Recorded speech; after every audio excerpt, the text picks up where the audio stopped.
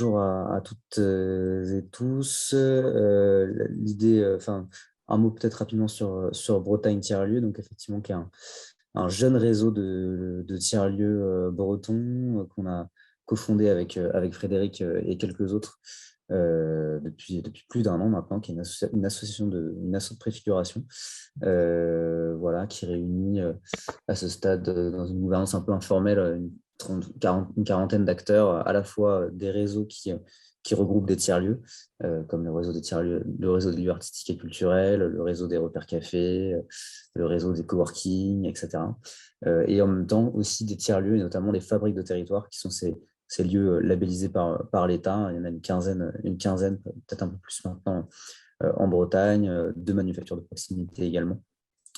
Et donc voilà, donc on s'appuie, et puis sur d'autres énergies aussi de lieux qui ont voulu très tôt s'impliquer dans la construction de cet objet commun, qui est le réseau de tiers-lieux bretons. Et l'idée, en quelques mots, c'est développer, en même temps qu'une communauté professionnelle est en train de se structurer, et une petite public aussi sur la question des tiers-lieux, de développer une communauté d'entraide entre tiers-lieux bretons, la grande famille des tiers-lieux qui soit justement des coworking, des tiers-lieux alimentaires, des tiers-lieux qui proposent des projets pour la jeunesse, des projets plus sociaux, des recycleries, des repères cafés, des lieux artistiques et culturels, etc. Pour de fédérer l'ensemble, enfin en tout cas tous ceux qui voudront s'en saisir, pour développer une communauté d'entraide, pour développer une parole commune des tiers-lieux vis-à-vis des collectivités locales et des élus, pour continuer à rapprocher les deux mondes.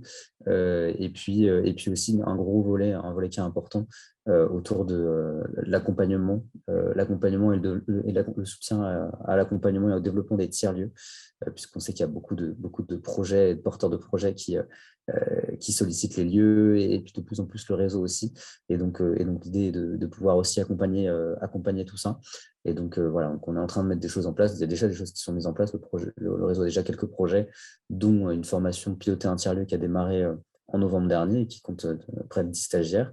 Voilà. Et puis d'autres projets sont en cours pour cette année. Quelques projets phares, c'est notamment d'une part sur l'accompagnement et la formation, de structurer un parcours d'accompagnement, une offre d'accompagnement des tiers-lieux par le réseau. Alors, l'idée, c'est de pouvoir aller de la mise en réseau, c'est-à-dire de mettre en lien des porteurs de projets, des collectifs ou des tiers-lieux. Voilà, donc, ça, à vraiment des accompagnements un peu plus poussés, spécifiques, des visites apprenantes de tiers-lieux, des rencontres de sensibilisation d'élus. On en a fait une encore la semaine dernière sur le territoire de Guingamp, Paimpol. Et puis voilà, et puis de structurer une vraie offre d'accompagnement des tiers-lieux. Et puis enfin, on a effectivement tout ce volet animation, mise en réseau, rencontre. Et donc, c'est dans ce cadre-là que constitue les remue-méninges du jour, un format qu'on a lancé l'année dernière avec Frédéric, et où l'idée, voilà, c'est de revenir régulièrement sur des sujets qui peuvent intéresser les tiers-lieux dans leur diversité. Donc, on aborde régulièrement les questions des financements et des dispositifs, parce qu'on sait que c'est un peu le nerf de la guerre, et ça intéresse très souvent, ça trouve régulièrement son public. Et donc voilà, et donc du coup, c'est pour ça qu'on s'est dit que ce sujet de la finance solidaire et de la mobilisation de ces outils-là pour les tiers-lieux pouvait être intéressant, y compris en discutant avec les acteurs concernés, qui y reviendront sans doute eux-mêmes. Voilà, ce sont des dispositifs qui sont peut-être pas encore complètement connus des tiers-lieux, ou en tout cas l'interconnaissance entre tiers-lieux et finances solidaires, et notamment les acteurs qui sont ici présents, est encore en train de s'affiner. Et donc, voilà, donc on a trouvé intéressant de faire un petit focus aujourd'hui sur ces acteurs, sur ces dispositifs, sur la manière dont ils peuvent accompagner les tiers-lieux, et sur les questions que ça peut susciter de part et d'autre. Voilà en introduction. Frédéric, je ne sais pas si tu veux compléter. Parfait, non, c'est parfait. On va pouvoir aller dans le vif du sujet. Donc, l'idée, c'est qu'on est présent ensemble pour une heure et demie, avec l'idée de découvrir justement des offres, des solutions de financement. Donc, avec nous aujourd'hui, nous avons quatre organisations que vous connaissez certainement. Donc, les Cigales Bretagne avec Jean-Marie Plantin, la nef avec Lucie Verdon, France Active Bretagne sera représentée par Romain Boyon, et Bretagne Capitale Solidaire qui sera représentée par Cécile Michel, et donc qui vient juste de nous rejoindre. Du coup, bonjour Cécile. Donc, pour commencer cette première partie, l'idée c'est que chacune de ces organisations puisse se présenter, et alors sans qu'on rentre forcément dans tous les détails des dispositifs, mais plutôt nous donner à quel type de financement elle est rattachée. Alors pour certains, ça va être un peu plus compliqué parce qu'il y a une offre assez importante, mais l'idée, c'est voilà, que vous puissiez vous présenter dans un premier temps. Donc, peut-être on peut commencer par Lucie de la Nef. Ouais, très bien, merci pour l'organisation de cet événement. Donc, Lucie Verzon, moi je suis banquière itinérante à la Nef. Je suis basée à Rennes, mais voilà, je m'occupe de la partie est de la Bretagne. Et après, j'ai un autre collègue, Gwen Seyé, qui est référent sur la partie ouest. Donc, pour présenter rapidement la Nef, donc la Nef, qu'est-ce que c'est? Donc, premièrement, la Nef, ça veut dire Nouvelle Économie Fraternelle. Ça a été créé en 1978 sous format associatif, à la base par un collectif de citoyens plutôt militants pour des questions écologiques et sociales, qui se sont réunis pour financer des projets notamment d'agriculture bio, et donc ils se sont réunis sous format associatif pour collecter des fonds citoyens et financer des projets donc notamment d'agriculture bio, mais surtout des projets qui étaient un peu atypiques et difficilement finançables par les banques traditionnelles il y a 40 ans. Voilà, donc globalement, c'est pas mal développé depuis 1978. On est sous format coopératif depuis 1988. Et donc, comment on fonctionne? La Nef est basée sur 3 grands principes.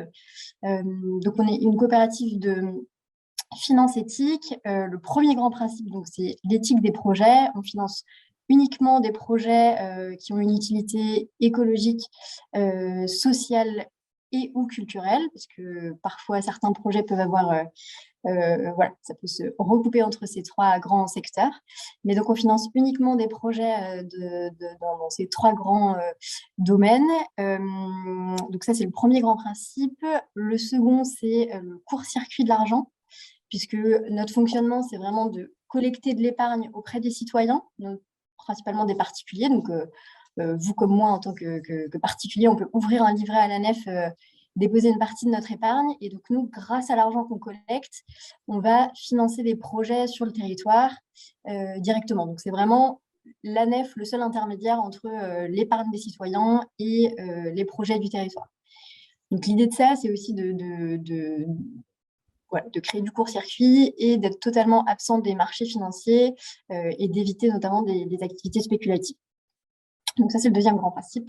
Et le troisième, c'est la totale transparence de nos activités, puisque tous les ans, on publie l'intégralité des financements qu'on a octroyés dans l'année, qui sont aussi en accès libre sur le site internet. On a une petite carte interactive où vous pouvez retrouver tous les projets qu'on a financés. Alors, on a un nouveau site internet depuis quelques semaines, donc pour l'instant, il n'y a que les projets 2020 qui apparaissent sur le site, mais ça va bientôt être mis à jour. Et puis, vous avez aussi accès à toutes les listes de prêts des années précédentes. Voilà, si vous voulez aller regarder un peu plus en détail ce qu'on finance tous les ans. Donc, globalement, les secteurs d'activité qu'on finance, pour vous donner un peu plus de précision, donc, au niveau du secteur écologique, environnement, c'est beaucoup la filière bio, de l'agriculteur au transformateur, en passant par le distributeur. On a notamment un partenariat avec Biocop. On finance aussi beaucoup les énergies renouvelables. Voilà, et l'éco-conception, enfin l'éco-construction.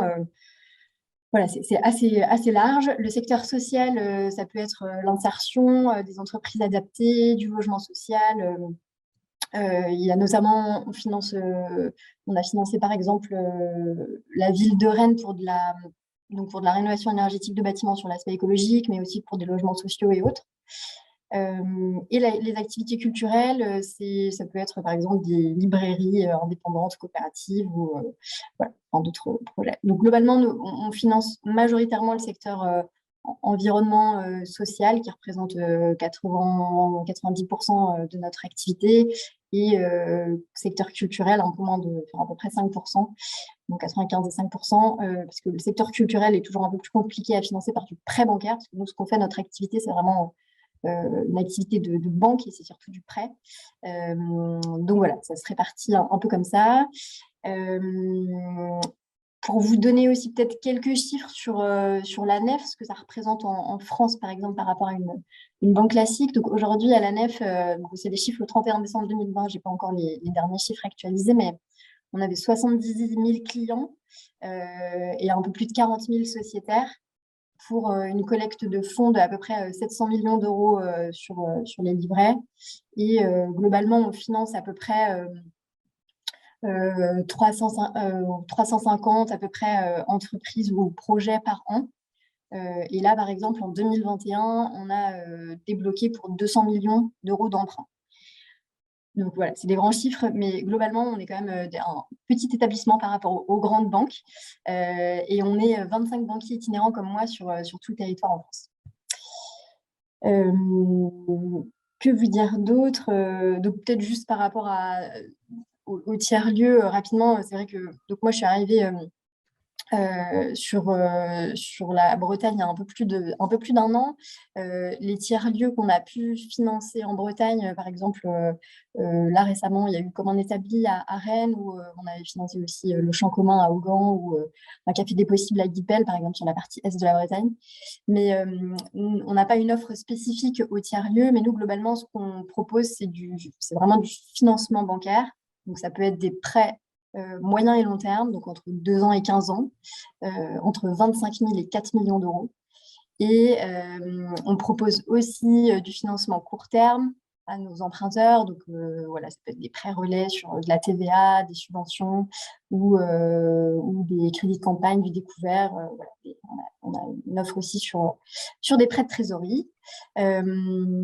Et on a aussi une plateforme de financement participatif qui s'appelle Zest et qui propose un accompagnement aussi en parallèle du financement bancaire sur une campagne de financement participatif.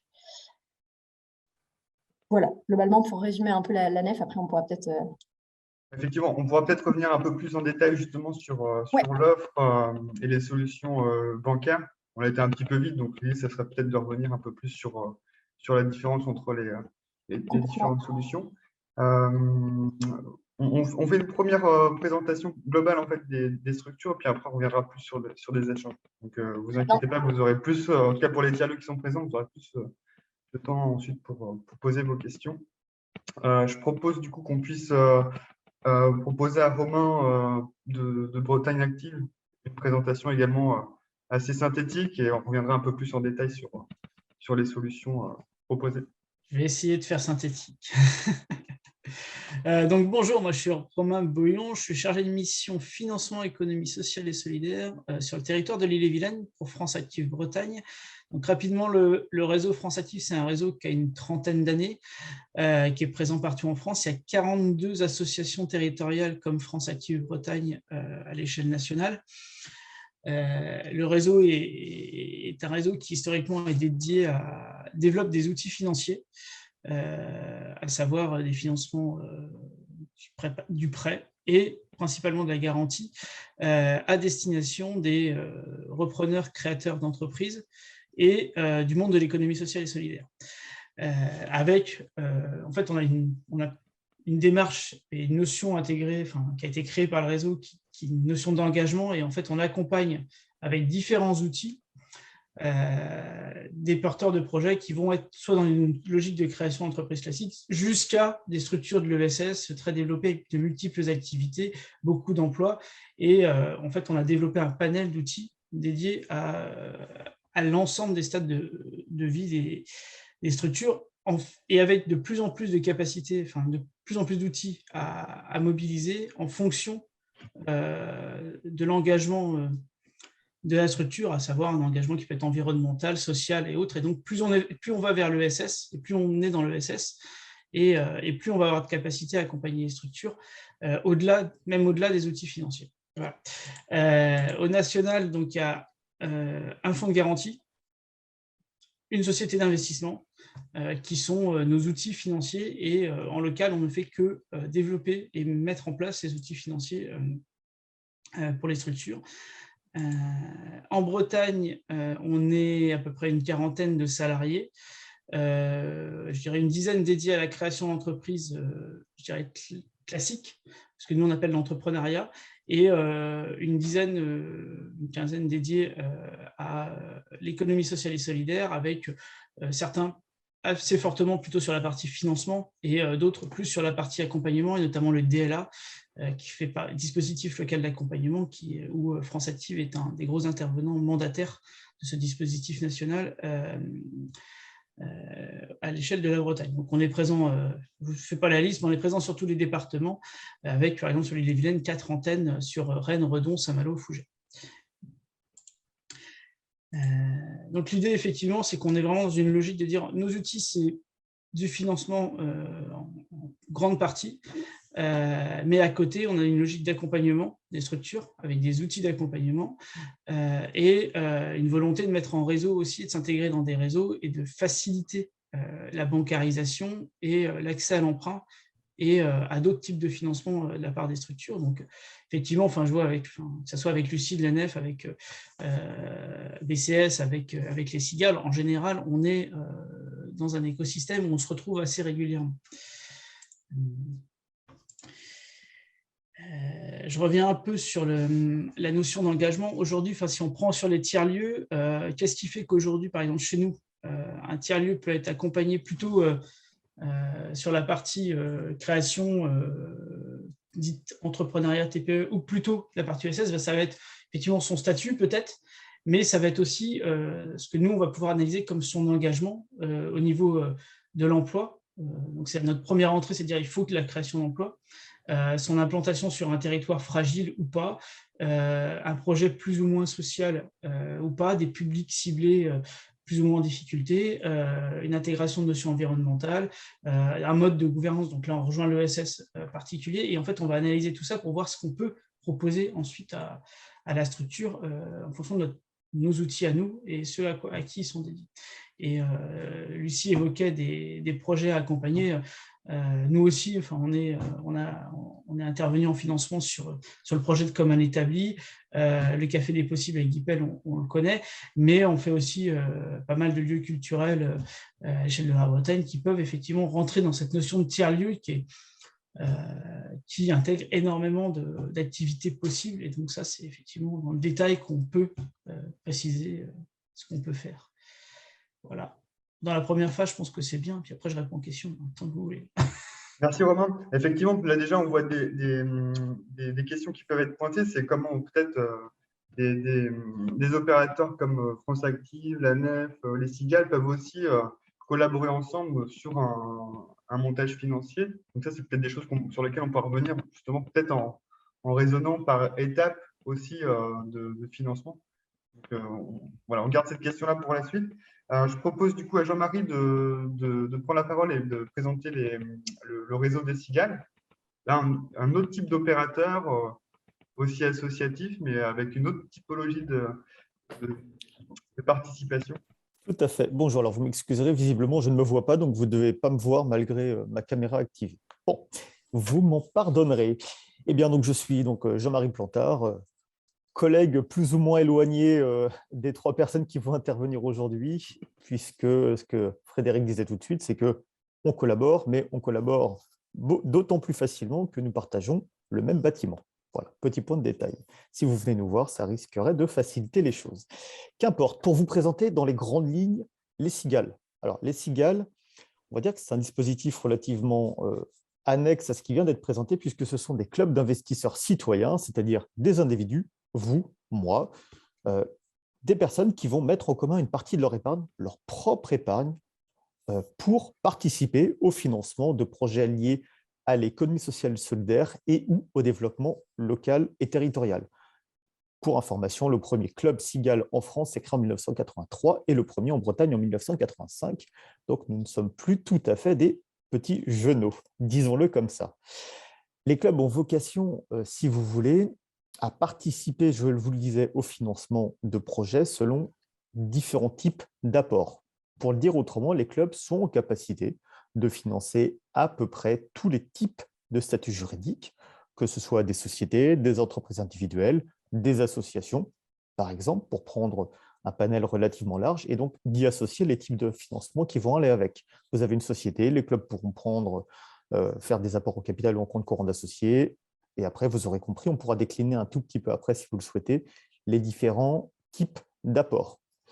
Je vais rejoindre ce que disait Romain tout à l'heure sur la manière, par exemple, pour France Active, de savoir comment il est possible de financer un tiers-lieu, au sens où les clubs Cigale, je vous le disais, financent des projets ESS, développement local et territorial, et donc selon les thématiques que vous allez porter, selon la manière dont vous ou le groupe ou un groupe ou des groupes vont porter un même projet de tiers-lieu ou une activité de tiers-lieu, eh bien, les clubs pourraient être plus ou moins réceptifs à ce que vous allez faire.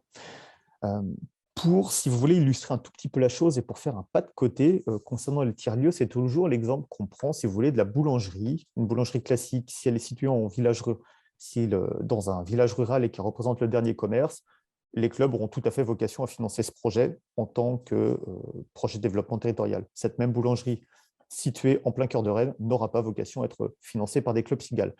C'est pour vous illustrer un tout petit peu justement les marge de manœuvre que les clubs peuvent avoir. Voilà, dans les très très grandes lignes, pour le moment, je pourrais aller beaucoup plus loin. Si, alors une particularité quand même, outre la partie financement que je viens d'évoquer avec vous, les clubs Cigale aussi mettent en place ce qu'on appelle, on va dire, un accompagnement post-financement, c'est-à-dire dès lors qu'un club, des clubs s'engagent à financer un projet, au sein de ce ou ces clubs sera désignée une personne référente qu'on pourra nommer marraine ou parrain, qui sera en charge de suivre les porteuses, porteurs de projets, enfin les entrepreneurs à ce moment-là, durant toute la durée de financement, en sachant que chez les clubs Cigale, la durée de financement est autour de 4 à 5 ans et 5 ans maximum, c'est-à-dire que les clubs mettent à disposition les fonds pour une durée de 5 ans maximum, c'est-à-dire durant la phase, lorsque c'est en phase de création, durant la phase la plus sensible pour l'activité. Alors, je vais m'arrêter là pour le moment pour vous laisser poser des questions après si besoin. Ok, alors juste peut-être pour avoir une compréhension globale en fait du club Cigale, donc c'est des investisseurs, c'est des habitants comme vous et moi qui se regroupent, qui mettent au pot commun en fait une épargne et cette épargne elle va être redirigée en fait en direction d'un porteur de projet qui va s'en servir en fait comme fonds de démarrage. En tout cas, on va venir abonder au capital en fait de cette structure, c'est ça? Ça peut tout à fait être ça, effectivement, si c'est un apport en capital. Et il y a quelques personnes ici qui connaissent un petit peu plus en détail dans le fonctionnement interne des clubs Cigale, et je pense notamment à Gilles, puisqu'il s'est cité ainsi, qui pourra effectivement vous apporter des éléments concrets. Donc, n'hésitez pas à poser des questions aussi après. Ok, bah on y reviendra effectivement parce que entre une entreprise individuelle et une association, on ne monte pas forcément de la même façon le capital. Ça, c'est peut-être intéressant de pouvoir expliquer les différences. Et puis du coup, j'ai pas entendu en fait le nombre de clubs Cigale qu'il y avait en Bretagne. Je ne l'ai pas dit, effectivement, puisque je vous ai parlé des clubs Cigale et pas de l'association en tant que telle. Je vais le faire très, très rapide. L'association pour laquelle je travaille coordonne une trentaine de clubs d'investisseurs citoyens en Bretagne. Nous faisons partie d'une fédération nationale. Donc, les clubs en Bretagne sont répartis sur les 4 départements bretons, même si la majeure partie des clubs sont situés actuellement en Ille-et-Vilaine. Ok, merci beaucoup pour ces précisions. On termine ce premier tour de table avec Cécile Michel pour Bretagne Capitale. Cécile, je ne te vois pas. Ah si, c'est bon. Bonjour, bienvenue. Et donc, même exercice, une présentation rapide, succincte de l'association et puis des principaux outils. Et puis, pour le coup, la dimension tiers-lieu, comment ça s'intègre dans les actions, les missions de Bretagne Capitale. Oui, très bien. Donc, bonjour à tous. Donc, Bretagne Capital Solidaire, c'est un fonds d'investissement local. Donc, on intervient uniquement en Bretagne. Un fonds d'investissement ESUS. voilà ce qu'on appelle à impact, donc vers des projets écologiques et d'utilité sociale. Voilà, en cela, BCS peut financer en effet des tiers-lieux. Donc, c'est par exemple ce qu'on a pu faire avec Comme un établi l'année dernière, donc le projet Rennais. Donc, BCS intervient sur une douzaine d'entreprises en France, en Bretagne, donc aussi bien voilà, Côte d'Armor, Finistère, peut-être un peu plus dans le 35, c'est vrai, puisque notre siège est également sur le 15 rue Martheneau, hein, comme mes collègues Les Cigales et France Active Bretagne et la Nef. Donc, on a quand même une volonté à intervenir un petit peu plus en Côte d'Armor et Finistère et Morbihan. Donc, on sera particulièrement attentif à des projets sur ces 3 départements-là, si c'était le cas. Et on pourra intervenir sur des sociétés, des structures de sociétés telles que les SIC ou alors tout autre statut coopératif. Voilà, mais pas sur les associations, hein, puisqu'on est un fonds d'investissement.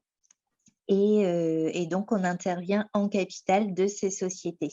En capital pour une toute petite partie. Sur ces projets-là, on sera voilà, sur des montants de 2 à 5 000 €. Et le reste, on pourra le placer en compte courant d'associés à rembourser sur 5 ans, à des taux un peu identiques aux autres financeurs. Tels que les cigales, en général, on essaie de s'aligner. Après, voilà, donc on sera sensible à ce type de projet parce qu'il est d'utilité sociale, il s'inscrit sur le territoire également.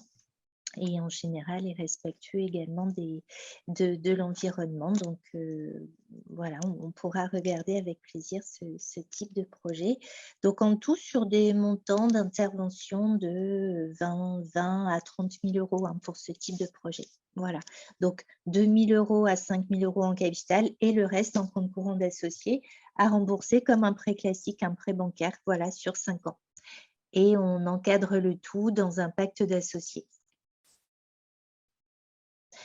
Voilà pour les grandes lignes de nos interventions, Bretagne Capital Solidaire. Donc, on intervient avec d'autres partenaires. Donc, les cigales sont au comité d'agrément, sont également au conseil de surveillance de BCS. Pareil pour France Active Bretagne.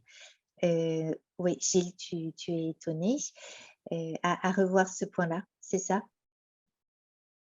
Bref, après, voilà, donc on intervient également dans l'écosystème ESS. Hein, donc, et on est assez au courant de différents projets qui se présentent. Voilà, donc on vient assez naturellement vers BCS.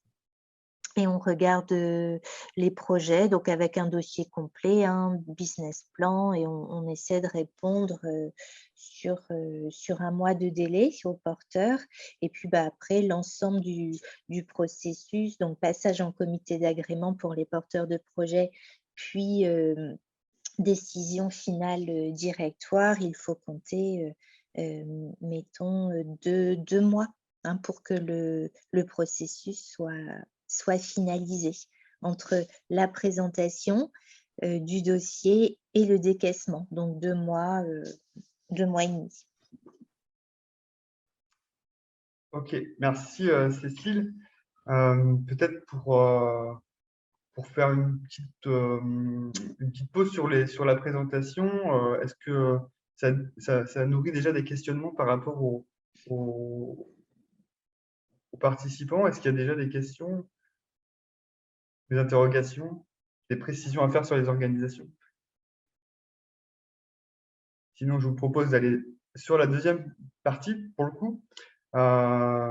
L'idée, c'était de pouvoir nous donner en fait quelques conseils pour les tiers-lieux sur la manière de mobiliser en fait vos différentes solutions et peut-être aussi partager les difficultés qui peuvent être entendu, vu en tout cas quand vous accompagnez ce type d'organisation. Alors attendez, je vois Frédéric Pascal qui vient de lever la main, donc peut-être avant de repartir sur ma question, on va l'écouter. Bonjour, merci de me permettre de me parler. J'avais une toute petite question. En fait, c'est quoi la différence entre votre logique, là, comment vous rassemblez ici, et celle d'une CRES? Parce qu'en fait, finalement, on trouve les mêmes intervenants. Comment vous pourriez situer le cadre? Pardonnez-moi, mais question Alors, d'innocent. plutôt par rapport à Bretagne-Tiers-Lieu, c'est ça? Ouais, je veux dire, voilà, Bretagne tiers-lieu, et en général, cette logique de rassemblement des mêmes intervenants, des mêmes aides, en fait, dans une version tiers-lieu, de coordination tiers-lieu, versus la version classique, ESS ou CRES. Écoutez, en fait, c'est plutôt dans les logiques de complémentarité et puis en tout cas, si Bretagne tiers-lieu, on s'est constitué, c'est qu'il y avait une attente forte en fait des tiers-lieux d'avoir un espace commun d'échange, de partage, de réflexion, de projet. Et cet espace de partage, il s'est constitué pas avec les tiers-lieux en présence, mais aussi avec les réseaux qui accompagnaient. Donc nous, on est Bretagne tiers-lieu est constitué aussi de la CRES, en fait. La CRES est membre du réseau. En fait, l'idée, c'est plutôt de renforcer nos réflexions, de partager nos réflexions communes entre réseaux c'est logique de faire du réseau, faire réseau, renforcer nos coopérations. Donc, tout ça, c'est de la complémentarité.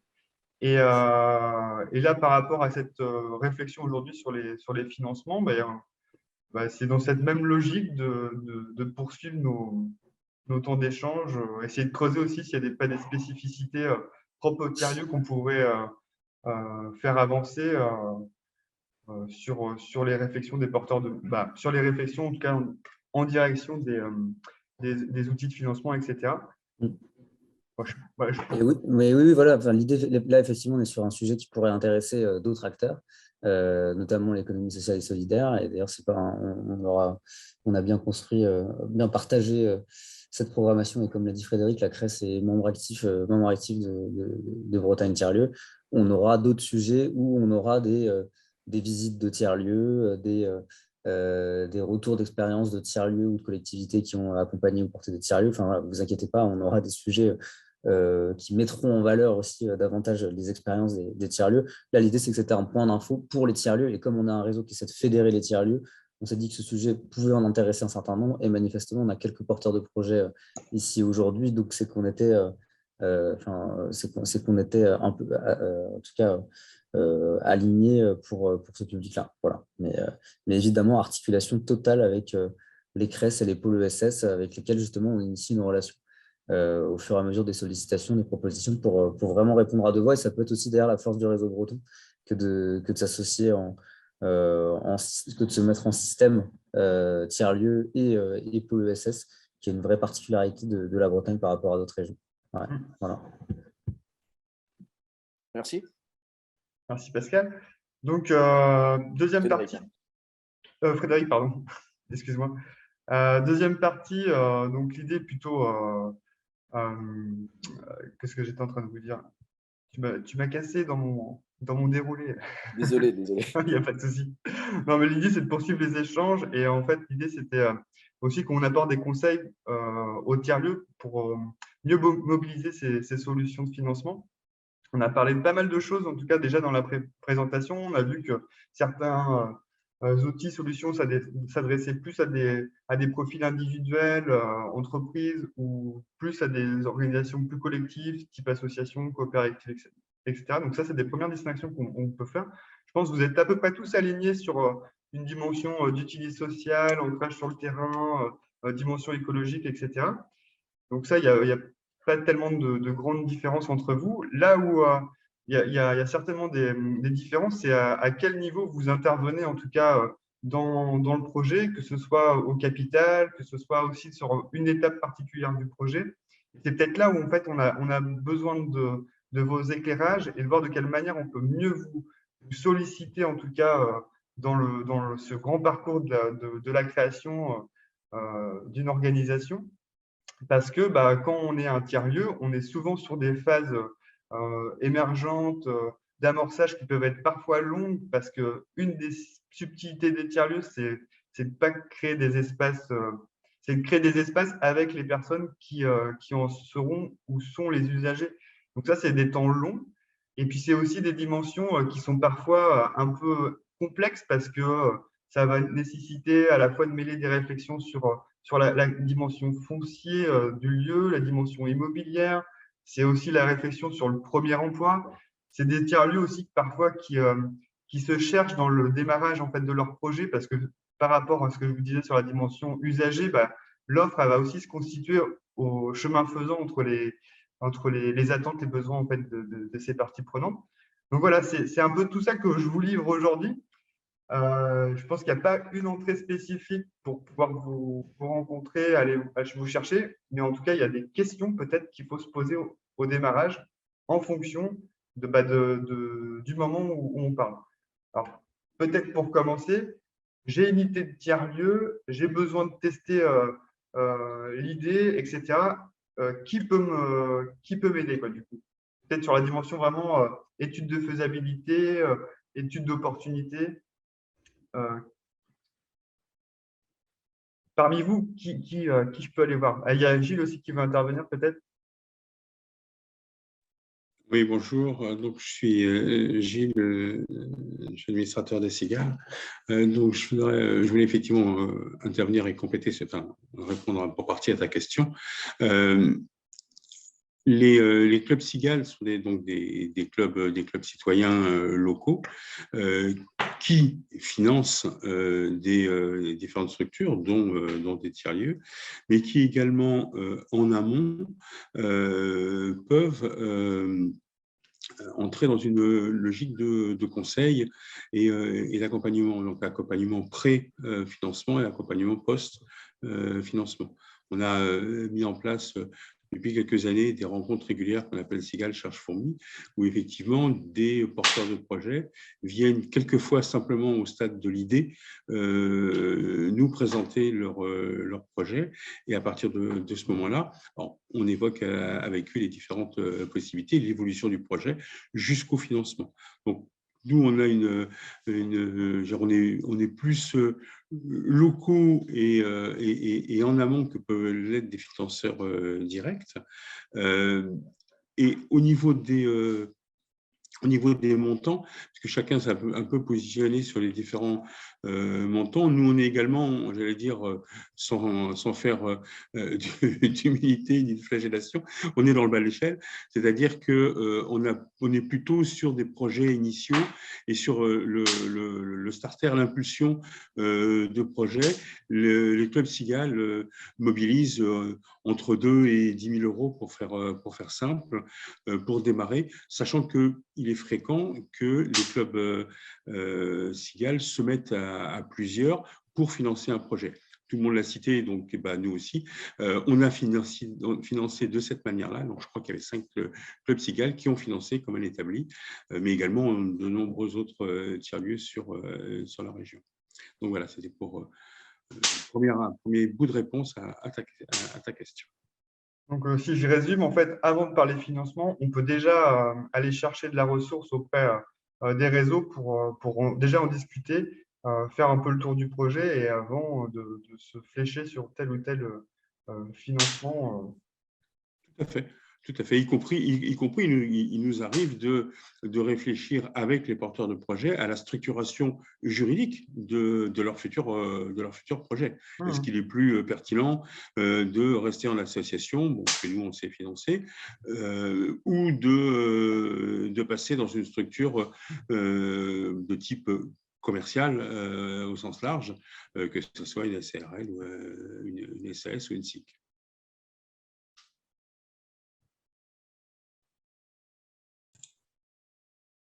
Du coup, pour les autres réseaux, est-ce que c'est des choses aussi que vous proposez Romain ? Je propose d'intervenir. En fait, j'ai une question. J'aimerais bien savoir qui n'est pas sous forme associative dans les porteurs de projets présents. Ça peut permettre un peu de cibler ou d'orienter ou de donner des infos en fonction aussi de qui est là, et de prioriser. Est-ce que… Peut-être lever la main si vous n'êtes pas sous forme associative. Bon, déjà, ça donne un peu une idée du… Que des assos, alors j'ai l'impression. Frédéric? Et vous êtes a priori comme avec vous, Monsieur Pascal, vous êtes sous quel… Ah bon. Non, mais j'ai pas de forme encore. Je sais D'accord, pas ah oui, encore. oui. Voilà. Le projet n'existe pas. Ok, non, mais après, je ne sais pas. Enfin, il y a une multitude de projets qui pourraient, mais justement, c'est des potentiels. Je ne sais pas encore comment mettre en forme et je ne suis pas tout seul. Ok. Il y a Patrice et Mali également qui ont levé la main. Est-ce que vous pouvez nous préciser le statut? Oui, allô, est-ce que vous m'entendez? Oui. Donc, je suis comme l'intervenant avec la précédente, c'est-à-dire qu'on est un petit groupe, mais on ne sait pas encore du tout comment on va se monter. Donc, on envisage toutes les possibilités, mais la tendance quand même n'est pas associative, je pense. Voilà, donc c'était juste pour répondre à votre question, comme quoi on ne sera probablement pas une association. Voilà, j'ai dit. Ouais, la question aurait pu être élargie à modèle ESS, donc ASSO ou SIC. Ouais. Et pour le coup, même avec une possibilité de monter au capital, en fait, c'est peut-être ça aussi. Ouais, ça a ses us, hein. Enfin, mais c'était par rapport à cette question de la phase amont, pour revenir à la question qui était posée. En fait, enfin, je pense que nous, on est dans les 4 réseaux présents, interviennent notamment au moment des besoins de financement et du montage financier. Par contre, effectivement, avant ce que nous on appelle le moment de la création, et ce moment où tu décides que tu lances, tu investis, tu as des besoins, tu embauches, parce que l'emploi est un sujet, il y a une phase amont, et dans cette phase amont, il y a aussi des réseaux et des capacités à se faire accompagner de différentes manières. Il y a des réseaux plutôt dédiés à l'ESS, avec, je pensais notamment au TAG, mais aussi des formations. Alors, les TAG, c'est les incubateurs du réseau CRES, plus largement à l'échelle de la Bretagne, qui, eux, ont de l'accompagnement à la phase d'idéation, des incubateurs. Donc là, effectivement, sur des projets qui mettent un peu de temps à se lancer, il y a possiblement la capacité d'intégrer ces outils-là. Il y a aussi des gens qui ont besoin de se former, parce qu'on parle de créer une entreprise. Alors, effectivement, quelle que soit sa forme, malgré tout, il y a des notions de gestion d'entreprise qui interviennent. Donc, on va, je sais pas, aller faire une formation Créops, on va, donc ça, on va rechercher à se former, ou alors simplement, on va rentrer dans des dispositifs d'accompagnement, je dirais, un peu de droit commun. Et nous, par exemple, on est intégré sur l'entrepreneuriat au dispositif Pass Création de la région, et le dispositif Pass Création, en amont de notre positionnement à nous, qui est un positionnement sur la partie financement et accompagnement au financement, donc sur la phase création, en amont, il y a tout l'accompagnement des CCI et donc il y a une capacité à former, à donner de l'information à des porteurs de projets aussi sur des informations juridiques. Alors, c'est vrai qu'effectivement, si on veut faire du lien, par exemple, il y a une capacité à trouver des gens comme les clubs Cigale en local qui vont apporter de l'information, mais effectivement, il y a aussi capacité à rentrer dans des dispositifs, je dirais, un peu plus généralisé et autour de l'accompagnement à la création d'entreprise pour aller se former sur les formes juridiques, et ceci en fonction de ce que vous voulez faire. Si vous dites de toute façon, je ne veux pas être une asso, c'est trop compliqué pour moi, ou je veux être une asso, vous n'irez pas chercher les mêmes réseaux pour vous faire accompagner. Et après, France Active Bretagne, effectivement, si dans un cadre assez restreint, nous, on a des outils, on considère qu'une phase de création, effectivement, on parle d'idée, et en toute fin de phase de création, il y a peut-être besoin de lancer et d'aller plus fort sur la phase d'études, et on parle d'études de faisabilité d'abord, puis on parle plutôt d'études d'action, et des fois, sur cette fin de phase d'études, il y a besoin d'accélérer, il y a besoin de déjà embaucher quelqu'un qui va peut-être être le porteur de projet, le futur directeur d'une structure.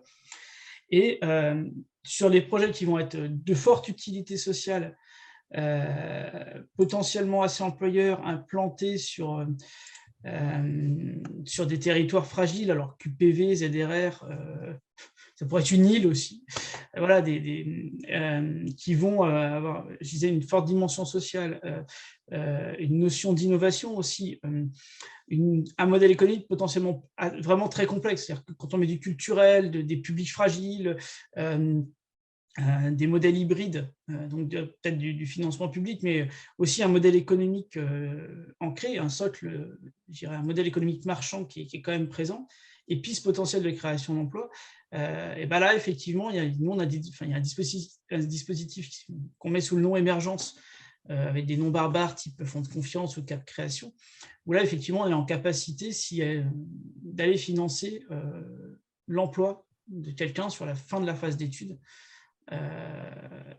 Mais effectivement, il y aura une analyse, ce n'est pas les enveloppes qui sont très, très fortes, il y aura une analyse très, très importante de cette cible-là. Et voilà. Et c'est des financements qu'on ne fait jamais tout seul, donc aussi, il faut être soutenu. On a historiquement, avec ces dispositifs, beaucoup financé de structures dans l'insertion, le handicap, où à côté, il y avait l'État qui finançait une partie de cette étude-là. Ou une fondation, voilà. Donc chaque cas est unique, mais voilà, sur cette phase amont, c'est le principal outil qu'on va avoir, c'est celui-là. Et sinon, ça va être l'intégrité. Donc il s'appelle fonds de confiance, du coup, c'est ça l'outil? Sur la création ex nihilo d'un tiers-lieu avec une préfiguration, ce sera plutôt l'outil cap création, je pense. D'accord.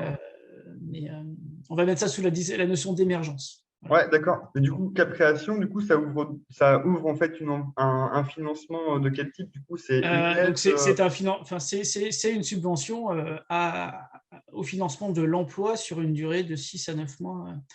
Je sais pas, j'étais pas là à l'échange, mais Frédéric, c'est vous qui étiez à l'échange avec Servan. Il y a eu, à moins que ce soit Arnaud qui était là à l'échange avec Servan il y a quelques jours. Tout à fait. Ouais, on a fait Servan a dû bien préciser ça. Il y a eu un échange entre nous et Bretagne Tiers-Lieu sur ce sujet-là. Je ne suis pas référent sur ce dispositif. Okay.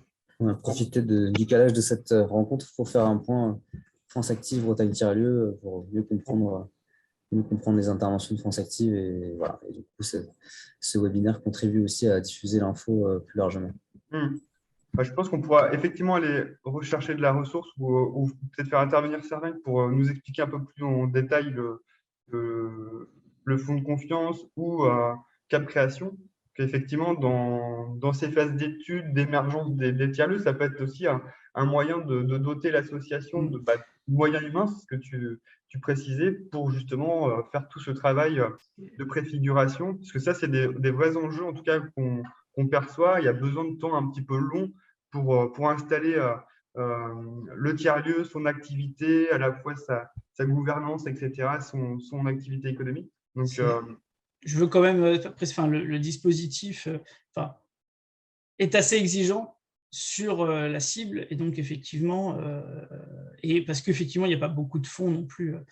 Voilà, donc il faut clairement, il y en a, par exemple, sur un tiers-lieu avec les mêmes activités, mais qu'on considérerait pas forcément avec l'utilité sociale qu'on souhaiterait, ou en limite à se poser la question, par exemple, le fait qu'ils soient en zone rurale nous ferait pencher sur oui, on peut essayer de réfléchir à y aller, et s'il est en zone urbaine, et couvre des besoins qui sont peut-être un peu moins évidents, on n'ira pas forcément. C'est faux. Voilà, le dispositif permettra pas d'accompagner, je vais être très clair, ce dispositif ne permettra pas d'accompagner l'ensemble des tiers-lieux à cette phase-là à l'échelle bretonne. Mais effectivement, il faudrait. Je pense que l'objet de la réunion entre Servan et Arnaud était là pour ça, mais il ne faut en même temps pas hésiter à poser la question. Mais c'est intéressant ce que tu dis parce que tu vois, par rapport à ce qu'on disait tout à l'heure avec Frédéric Pascal sur pourquoi en fait un espace dédié au financement des tiers-lieux et pourquoi typiquement sur cette dimension amorçage, émergence de projet, on voit bien que ça c'est un vrai sujet en tout cas sur les tiers-lieux. Et on voit qu'en tout cas peut-être que l'offre elle est peut-être pas suffisamment musclée en tout cas en Bretagne sur cette dimension-là.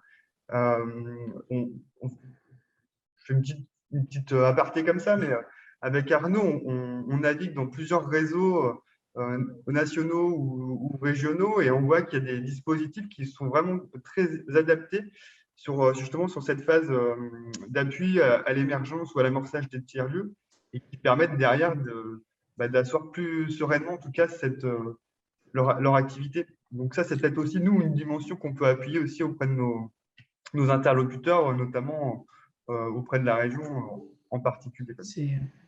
Je sais que après, tout dépend aussi. Il y a beaucoup de collectivités sur ces dispositifs-là. Je sais que, par exemple, sur l'Ille-et-Vilaine, le département a un dispositif qui accepte des choses plus en amont que nous, par exemple, et qui est un peu plus large. Tout à fait. Est-ce que du coup, sur cette dimension, soit la dimension phase amont ou étude de faisabilité, les autres réseaux ont une implication ou pas d'ailleurs. Ouais, alors du coup pour la nef, pas trop, on est vraiment plus un financeur du type bancaire. Donc nous, on va vraiment étudier des demandes de prêt à la création. On n'est pas dans des accompagnements phase amont. Donc voilà, nous, il faut, enfin, venir à la nef pour chercher du financement, c'est plus dans la même démarche qu'aller chercher du financement dans une banque classique. Donc voilà, on n'a pas de dispositif d'accompagnement amont. Après, on a par contre des offres de prêts qui permettent notamment d'avoir une période de différé d'amortissement assez longue en début de prêt, donc qui peuvent permettre de commencer à rembourser son prêt que, voilà, par exemple, au bout de 12 mois. Et ça permet une montée un peu progressive du projet avant de commencer à rembourser son prêt. Mais avant vraiment le lancement du projet, on ne peut pas intervenir. Ok. Donc, s'il y a pas, est-ce que Il y a toujours une main qui est levée. oui, pardon, oui. Mali, est-ce que vous voulez nous préciser votre question? Non, j'ai un problème de caméra. C'était juste tout à l'heure, j'ai levé la main pour dire que je n'étais pas en format associatif, mais je suis en train de voir pour monter un fonds de dotation en fait. Ok. Avec du mécénat de compétences et du mécénat financier. Donc voilà, je suis en réflexion. J'avais suivi un webinaire aussi, je crois que c'était avec vous sur les juristes embarqués et on avait pas mal discuté voilà, de la capacité à pouvoir monter un fonds de dotation. Pardon.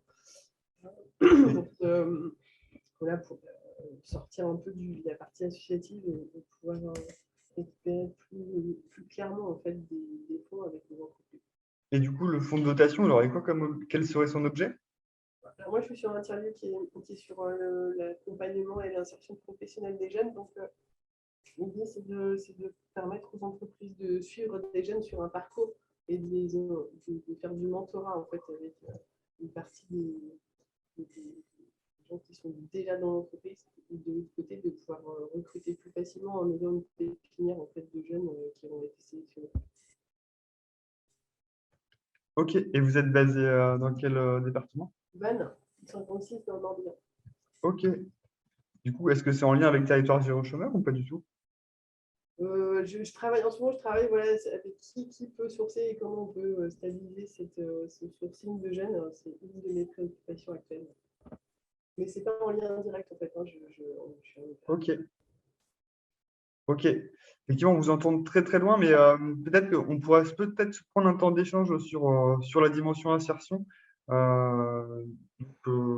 reprendrai attache avec vous, je pense, pour préciser en tout cas vos projets.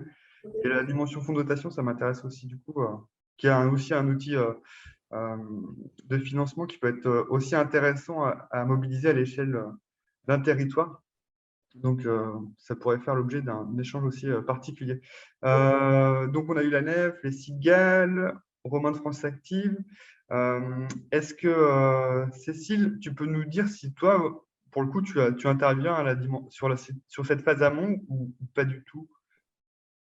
Non, non plus. En effet, on va demander le VP en fait, du projet à l'appui d'une première matière. J'ai envie de dire, là, on pourra apporter un petit peu de conseils pour faciliter la viabilité du modèle économique et l'obtention des autres financements.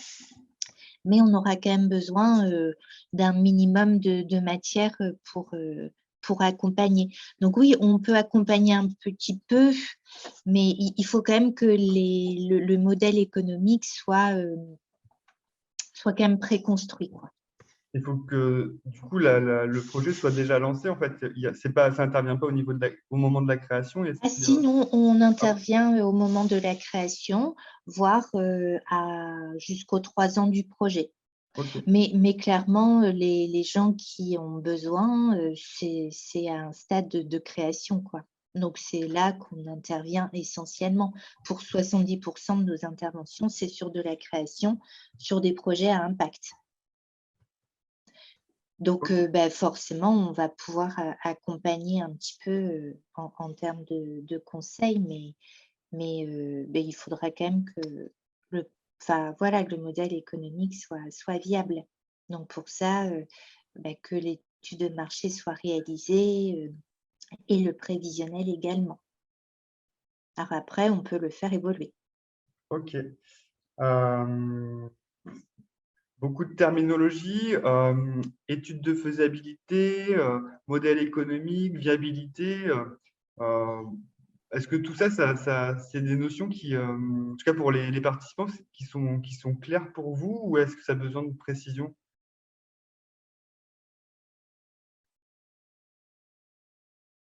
On dit que c'est clair, du coup? Il y en a qui ont été financés par l'un des dispositifs qui a été évoqué ou qui se posait ou qui pourrait se poser la question de l'être après ces éléments d'info au regard de vos activités, de vos projets. Ouais. Pourquoi éventuellement?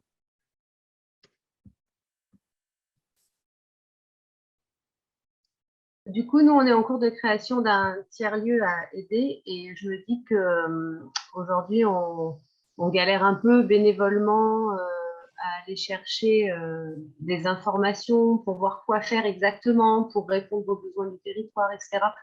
Je me dis qu'en fait, ça peut être intéressant de peut-être aller chercher du conseil et puis du financement d'une étude d'opportunité, que ça permettra de structurer, et finalement, c'est certainement une façon d'investir, mais de gagner du temps par la suite en étant plus efficace.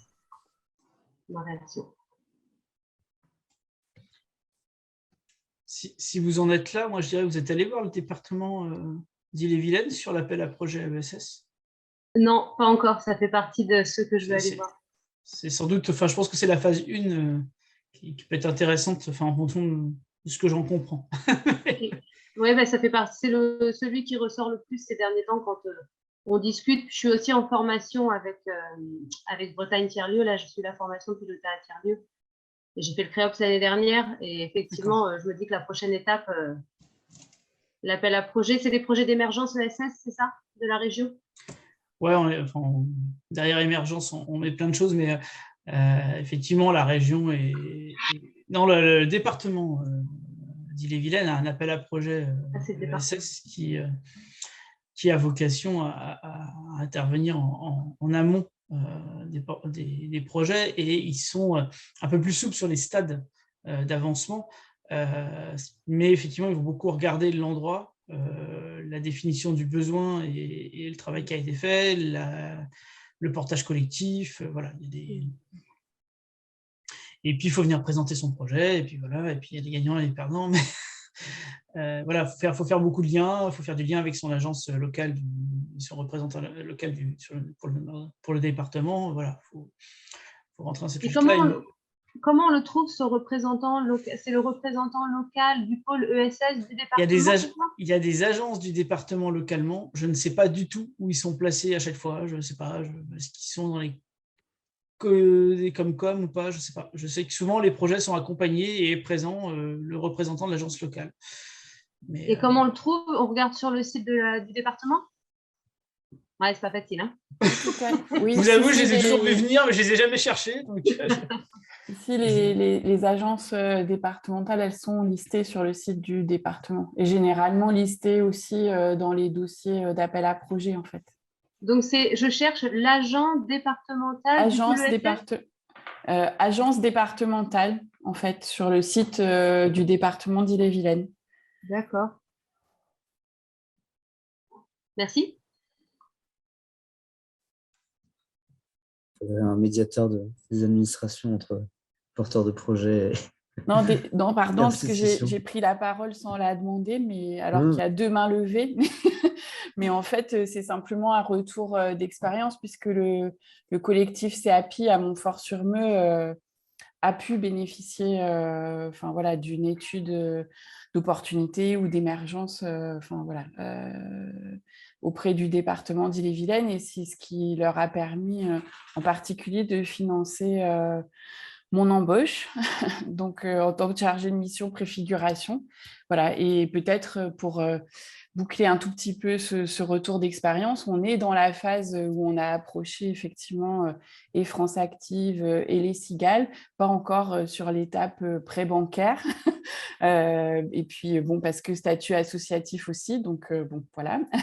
Mais enfin, ce que je dirais, moi, c'est que quand on est à cette étape-là, en fait, on est dans une logique de création d'activités, alors qu'elles soient ESS ou pas ESS.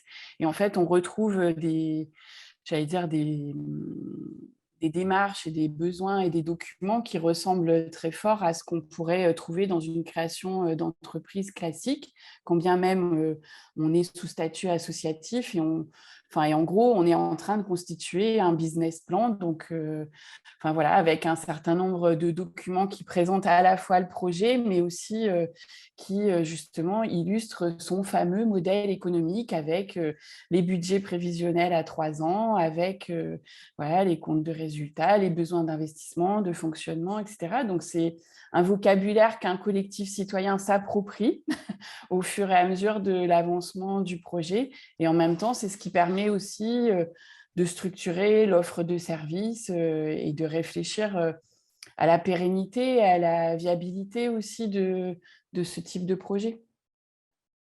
Et c'est en ça que le Créops est très utile, je trouve. Les tags et les Créops sont très utiles parce que ça permet de se familiariser avec ce langage et ces outils aussi.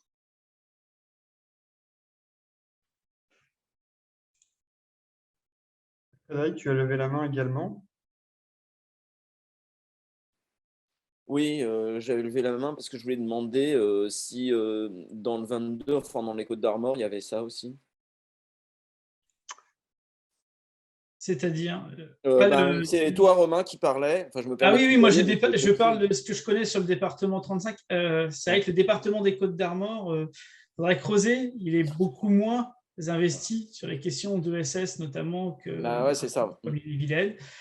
C'est certain. On a vu voilà, les différentes mandatures et les changements de personnes des 10 dernières années ont créé quelques vagues par moment, voilà, notamment sur le secteur culturel. Bon, moi j'ai été mon référent sur le département jusqu'à il y a 2 ans. Je vous aurais répondu clairement, il n'y a rien, mais je ne sais pas si depuis il y a 2 ans et les quelques changements qui ont pu avoir lieu, il y a des choses qui sont apparues. Il faudrait aller poser la question à mon collègue Damien du DLA ou Abdel, qui est sur le financement aussi, qui sont basés à Saint-Brieuc et qui sont donc plus au fait des dispositifs locaux quand ils évoluent. Voilà. Désolé. Ok, donc il faut aller voir à Saint-Brieuc, mais finalement, c'est le point ESS, là, Saint-Brieuc, non? C'est pas ça, c'est autre chose, là. Nous, on est sur le…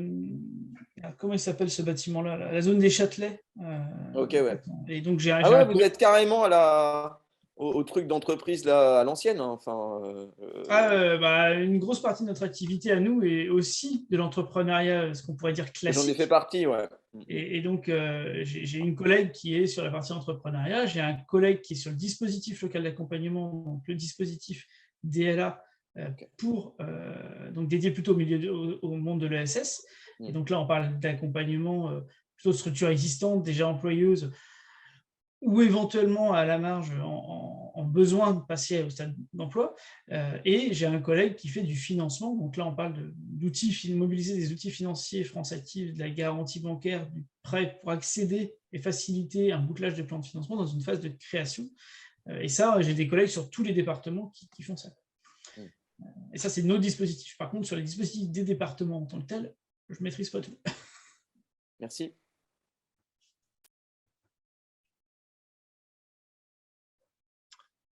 On voit bien que la porte d'entrée, elle est pas évidente en fait quand on est porteur de projet et qu'on a face à nous en fait une multitude de solutions. C'est vrai que Arnaud soulignait tout à l'heure, on a la chance d'avoir un maillage en Bretagne qui est assez complet, à la fois en tout cas pour une première porte d'entrée plutôt sur les dimensions ESS et qui permet tout de suite d'aller activer du conseil, du réseau et les orientations qui vont permettre de faciliter justement le premier contact et la bonne direction. Donc, on pourra vous remettre dans les échanges les points de contact par département via les pôles ESS. Si vous êtes aussi en phase d'émergence, de réflexion sur vos idées, qu'elle a besoin en tout cas de temps de maturation, Romain aussi l'a indiqué tout à l'heure, il y a un maillage en fait départemental avec des tags qui sont là vraiment spécifiques sur les phases d'idéation. Donc, on va travailler l'idée et la phase d'incubation, on va la faire travailler, émerger. Donc, les tags, ça aussi votre deuxième porte d'entrée, en tout cas sur ces phases-là. Puis après, une fois que tout commence à être un peu plus mature, bah, effectivement, là, vous avez des points d'attache intéressants au travers des différents réseaux et les solutions de financement qui vont pouvoir être présentées, soit dans la phase amont, comme le disait Romain, sur la dimension idée, donc avec certains outils, mais tu l'indiquais, ils sont assez exigeants dans les faits. Donc, ça ne va pas forcément concerner tous les porteurs de projets. Vous avez des éléments de conseil avec les cigales. Et puis après, dès qu'on va avoir un projet un peu plus mature avec un modèle qui commence à se stabiliser, et là où vous allez vous lancer plutôt sur une phase de créa, bah, effectivement, Cécile, Lucie et puis Jean-Marie vont pouvoir être aussi peut-être plus facile, en tout cas vont être plus faciles à aller chercher, à activer, parce que là, ça va mobiliser des outils plutôt financiers classiques, quoi, du prêt, quoi, du coup. Est-ce que vous pouvez nous parler un petit peu justement de vos offres de prêt, Cécile et puis Lucie? Alors, je commence, Lucie, si tu veux bien, parce que je vais devoir, Frédéric, partir dans quelques temps, 10 minutes. Et du coup, par rapport aux offres de financement au niveau de Bretagne Capital Solidaire, c'est très simple, en fait. Il y a une partie en capital pour un petit montant, comme on disait tout à l'heure. Et après, à peu près, si on devait parler de tickets moyens, eh bien 20-25 000 euros en compte courant d'associés. Et pour ça, en fait, on le rembourse sur 5 ans avec une première année de différé pour permettre le lancement commercial de l'activité. Donc, on ne va pas forcément demander un remboursement en capital dès la première année. Mais voilà, au bout d'1 an, là, on va rentrer dans des remboursements classiques par trimestre. Au lieu de mensualité, ce sera des trimestrialités et donc en tout sur 5 ans. Donc, voilà, sur un montant classique, je disais, de 25 000 euros environ. Est-ce que tu peux juste nous préciser, c'est quoi le compte courant d'associé? Le compte courant d'associé, c'est quand on est associé d'une société, eh bien, l'associé peut prêter à l'entreprise. C'est ce qu'on appelle un compte courant d'associé. C'est un prêt qui appartient à l'associé.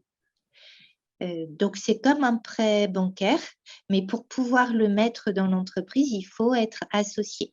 C'est pour ça qu'on intervient en capital pour commencer, ce qui va nous permettre de délivrer un compte courant d'associé, un prêt en fait à la société.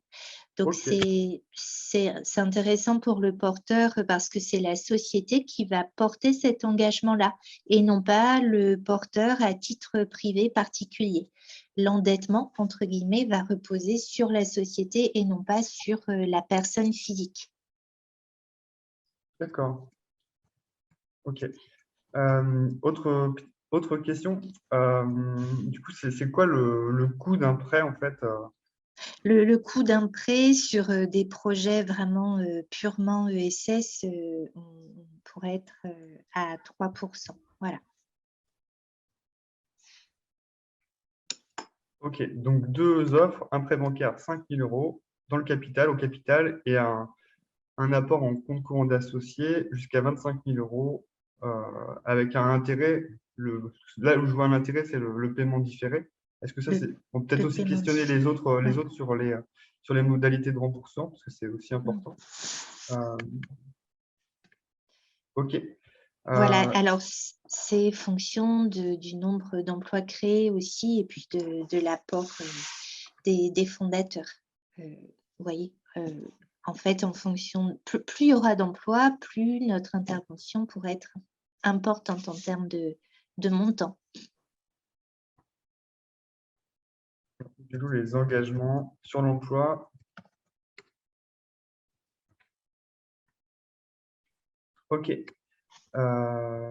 Lucie, comment ça se passe pour la nef en termes de prêt? Alors, donc peut-être juste pour commencer à la nef, donc nous, on peut financer tout type de statut. Donc, on peut financer autant des associations que des entreprises et même des collectivités. Et quand je parle d'entreprise, c'est vraiment tout statut aussi de l'entreprise individuelle, la SARL, la SAS, la société coopérative, SICSCOP, voilà. Vraiment tout statut peut être financé à la nef. Et donc, nous, on intervient vraiment comme une banque sur vraiment du prêt bancaire. Donc, c'est pour ça que je disais qu'on intervient surtout en phase de lancement parce que c'est un prêt bancaire, donc il faut rembourser. Et du coup, il faut forcément qu'il y ait des activités ou des revenus en face pour permettre de rembourser le prêt. Donc, on peut intervenir sur des prêts. Alors, nous, c'est assez large. Hein, c'est des prêts de 2 ans à 15 ans. Et en fait, la durée de prêt va vraiment être calée sur ce qu'on va financer. Par exemple, si on finance l'acquisition d'un bien, un bien immobilier, dans ces cas-là, on va plutôt être sur des prêts de 15 ans. En fait, la durée du prêt est vraiment calée en fonction de la durée d'amortissement de ce qu'on finance. Donc, on peut financer de l'immobilier, on peut financer un fonds de commerce, du matériel, des travaux. Voilà, c'est assez large. On peut même financer du BFR de départ. Alors là, c'est peut-être un mot un peu technique aussi, mais plus des besoins un peu de trésorerie de démarrage. Ça, c'est aussi quelque chose qu'on peut faire et qui est pas toujours évident à financer avec des banques plus classiques. Donc voilà, 2 à 15 ans, notre minimum d'intervention, nous, c'est 25 000 €. Et on peut aller jusqu'à 4 millions d'euros, mais 4 millions d'euros, c'est plutôt pour des gros projets de collectivité ou d'énergie renouvelable. Nos interventions en moyenne sont plutôt entre du coup, 25 000 € et on va dire 500 000 € sur la grosse majorité des projets. Voilà, donc ça, c'est vraiment notre gros financement principal, on va dire, du prêt moyen long terme. Et ensuite, on peut aussi avoir des solutions de prêt plus court terme, de prêt de trésorerie.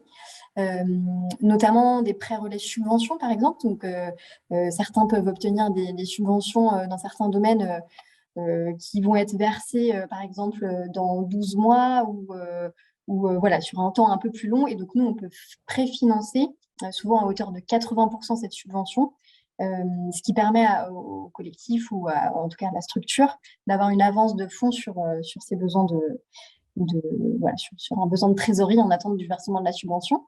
On a aussi des offres un peu plus classiques de découvert ou de crédit de campagne quand il y a une grosse saisonnalité dans l'activité.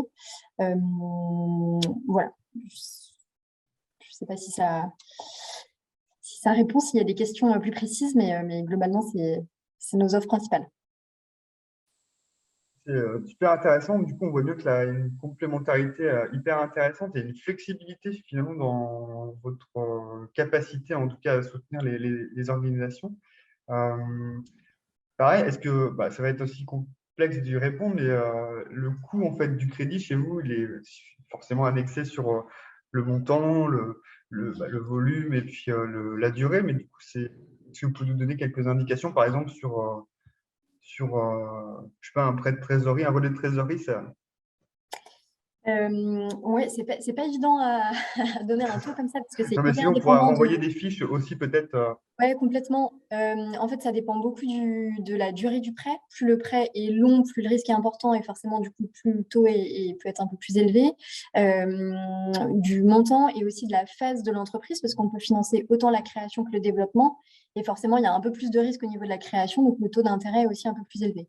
En gros, nos taux d'intérêt, ils sont construits vraiment sur notre coût de fonctionnement. Donc, parce qu'en fait, nous, à la nef, notre seule ressource, du coup, c'est les dépôts qui nous sont faits, l'épargne que nous confient les citoyens. Donc, en fait, on rémunère un petit peu cette épargne-là. Donc, on a ce coût d'épargne plus le coût de fonctionnement de la nef. Donc, ça, c'est vraiment la base de notre calcul de taux. Et ensuite, on a une prime de risque en fonction de la nature du projet, est-ce que c'est en phase de création, de développement, et puis la durée du prêt. Donc, c'est assez difficile de donner un taux comme ça. Ouais, Non, après, je comprends tout à globalement, fait, hein, mais on pourra ouais, complètement renvoyer des fiches où tu as des ouais, liens vers les différentes solutions. C'est, je pourrais envoyer la une petite question n'était pas très juste. présentation. Ouais, non, non, mais il n'y a pas de souci, mais c'est vrai que c'est voilà, c'est pas évident de donner un tout comme ça, mais c'est vraiment en fonction de l'analyse du projet qu'on va avoir aussi. Et voilà, nous, après, on a une grille des taux en fonction de la durée et de la nature du projet, etc. Donc, mais oui, je pourrais renvoyer aussi une petite présentation un peu précise qui rappelle par écrit aussi les différentes modalités d'intervention. Merci, Lucie. Est-ce que certains, justement, par rapport à leur vie de tiers-lieu, se posent la question de certains financements au moment où on parle Je ne sais pas si tu voulais que je précise, moi, Frédéric. Vas-y, Romain. Nos outils de garantie, enfin, oui. sans prendre trop de temps dans la continuité de ce que disait Lucie. Donc, effectivement, moi, je voulais peut-être refaire le point plus précisément sur les outils de France Active. Donc, j'ai parlé d'un outil de garantie et du financement.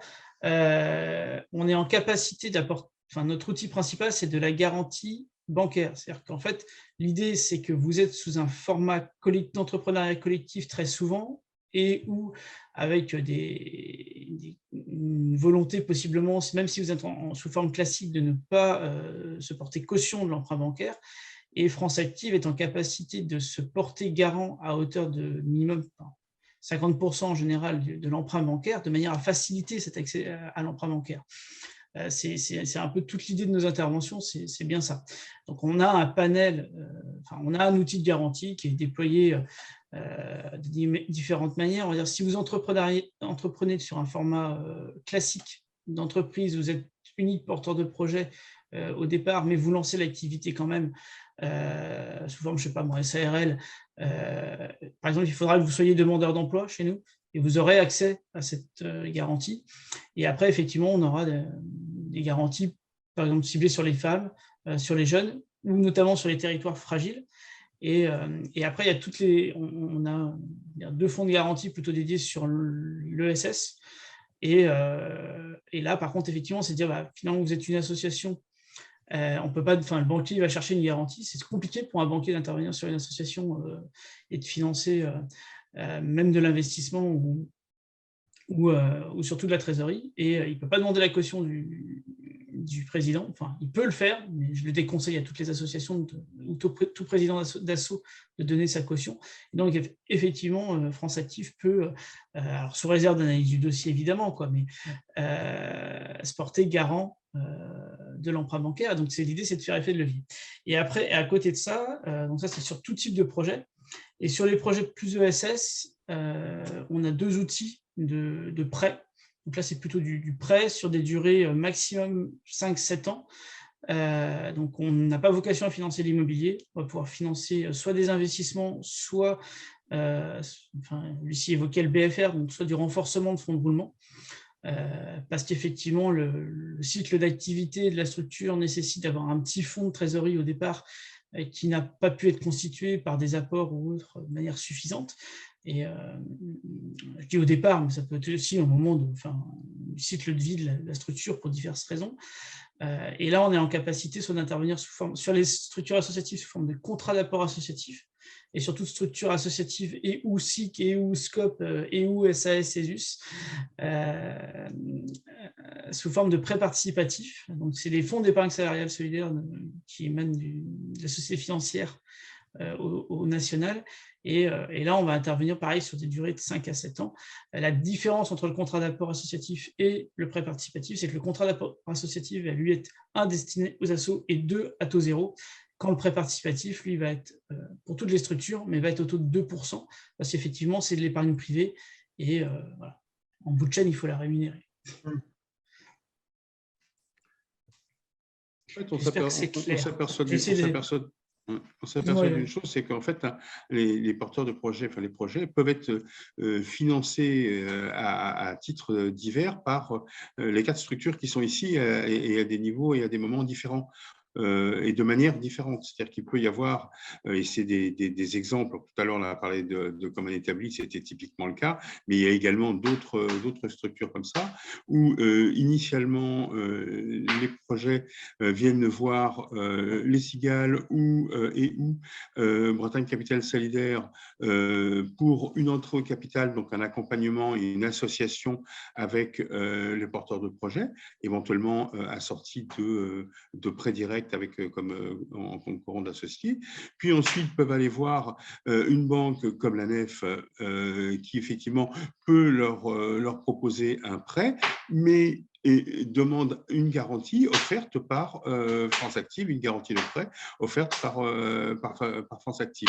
Et c'est pour ça aussi que on travaille, nos quatre structures travaillent très fréquemment ensemble et sont souvent dans les comités d'agrément des uns des autres, parce que concrètement, en fait, il y a un système d'accompagnement et d'accompagnement financier qui prend des formes différentes, mais qui est exercé par les quatre structures avec des niveaux d'intervention différents. Merci Jules. Bon, écoutez, on arrive sur la fin de cette séquence. On peut prendre peut-être une ou deux questions pour terminer s'il y a besoin d'une précision particulière. Nous, ce qu'on peut faire dans tous les cas à la suite de cet échange, c'est de vous remettre en fait les contacts en fait des différents intervenants et de leurs offres pour que vous puissiez en prendre connaissance et in fine prendre attache avec eux pour échanger sur vos projets, conseils, etc. Et puis, donc, est-ce qu'il y a des questions avant de clôturer? Non, je pense pas. Arnaud, tu voulais dire quelque chose, je crois? Ouais, juste un mot plus pour la suite sur nos événements. On n'a pas encore communiqué dessus, mais on a pas mal de choses en préparation, puisqu'on ne l'a pas dit, mais maintenant Bretagne Tiers-Lieu a un petit peu de moyens pour fonctionner avec le soutien de l'État notamment, et donc ce qui a permis notamment de me salarier comme coordinateur et puis aussi de développer un petit volume de prestations pour être accompagné ici ou là. Et donc voilà, donc, les remue-ménages vont continuer, donc on aura d'autres événements. On est en train de préparer un cycle sur les communs en février-mars et une rencontre sur l'emploi plutôt au printemps. Donc voilà, donc, ces événements viendront. On prépare aussi notre événement de lancement. On envisage le premier week-end de juillet sur 2 jours à minima. Voilà, donc là aussi c'est en calage. On va bientôt pouvoir communiquer dessus, sans doute à partir de début février.